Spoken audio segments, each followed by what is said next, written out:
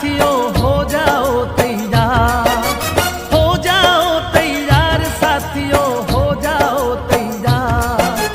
अर्पित कर दो तन मन धन, मांग रहा बलिदान वतन। अर्पित कर दो तन मन धन, मांग रहा बलिदान वतन। अगर देश के काम नहीं आए तो जीवन बेकार,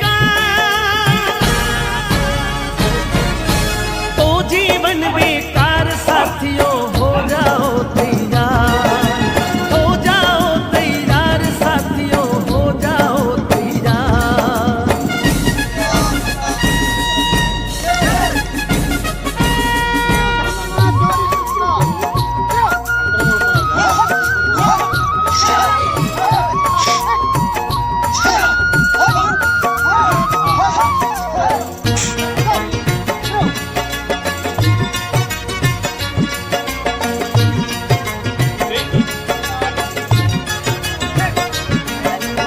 सोचने का समय